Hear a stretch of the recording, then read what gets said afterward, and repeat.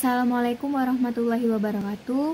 Pertama-tama perkenalkan dulu, nama saya Claudia Natasha, NIM 21 2021 0012, dan teman saya Suci Rahma Ramadhani serta dosen pengampu saya Bapak Mutarom MPDI. Kami dari kelompok 6. Kami dari kelompok 6 yang akan membahas ruang lingkup pengembangan nilai-nilai keagamaan anak usia dini. Pertama kita akan membahas tentang penanaman nilai-nilai agama pada anak, munculnya nilai keagamaan anak, perkembangan nilai-nilai keagamaan anak, faktor pembawaan faktor lingkungan, pokok-pokok pengembangan anak usia TK, serta sifat-sifat materi pembelajaran.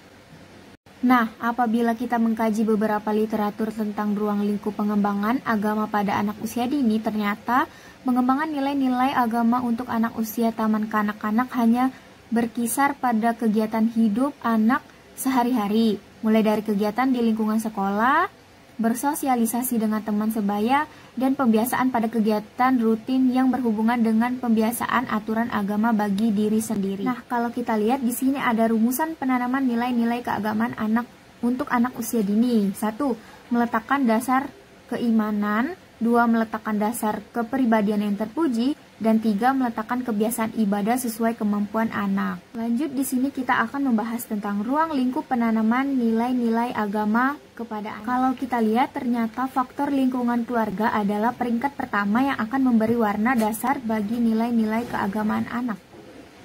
Jadi, peran orang tua tidak boleh asal dan sekedarnya saat memulai pengenalan, pengetahuan, dan pengembangan nilai-nilai keagamaan pada anak. Jika nilai-nilai yang diajarkan baik, maka itu akan tertanam kuat pada diri anak. Mereka akan tumbuh dan berkembang dengan memiliki kemampuan untuk mencegah dari berbagai hal negatif. Namun, begitu sebaliknya, jika yang ditanamkan itu buruk, maka itu akan mereka kembangkan juga hal-hal yang buruk. Nah, bagaimana sih dengan anak yang tidak memperoleh pendidikan dan pengetahuan nilai-nilai agama? Itu akan dimungkinkan menimbulkan ketidakpedulian yang cukup tinggi dalam menghayati apa yang telah dipelajarinya, seperti tidak merasa butuh, kurang tertarik, dan tidak serius dalam mempelajarinya. Selanjutnya tentang fenomena munculnya nilai keagamaan anak. Rasa keagamaan dan nilai-nilai keagamaan akan tumbuh dan berkembang pada diri anak seiring dengan pertumbuhan dan perkembangan psikis ataupun fisik anak itu sendiri.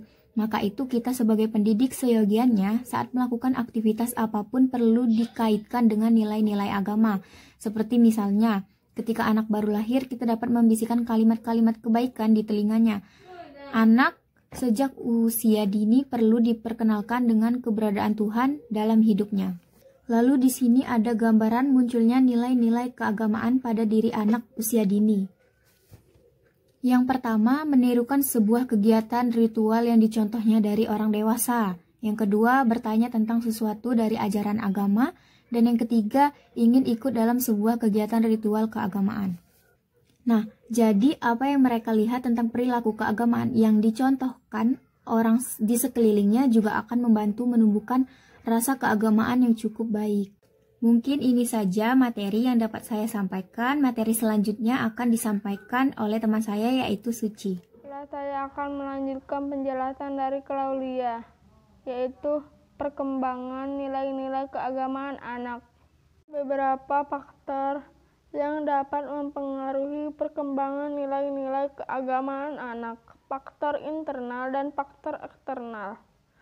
Faktor internal atau faktor pembawaan perbedaan hakiki antara manusia dan hewan adalah dimilikinya akal pikiran yang merupakan potensi termahal dan tidak dimiliki oleh makhluk lain di kamar ciptaan Tuhan. Tidak diharapkan akan mampu membimbing dan mengarahkan cerita mendorong manusia jalan yang benar, mampu membedakan bagus dan jalan yang buruk. Selanjutnya, faktor eksternal. Faktor eksternal adalah pembawa atau fitrah beragama, merupakan potensi yang mempunyai kecenderungan untuk berkembang. Namun, berkembang itu tidak akan terjadi, manakala tidak ada faktor luar atau faktor eksternal yang memberikan tangan atau titik mulut yang memungkinkan fitrah itu berkembang dengan sebaik-baiknya.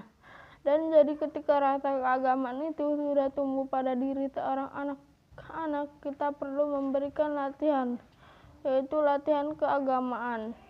Selanjutnya, pokok-pokok perkembangan nilai-nilai keagamaan pada anak usia TK. Dunia internasional yang dipelopori oleh UNESCO melalui internasional menyimpulkan bahwa abad ke-21 pendidikan kita perlu berangkat dari 4 pilar proses pembelajaran. 1. Learning to know. 2. Learning to do.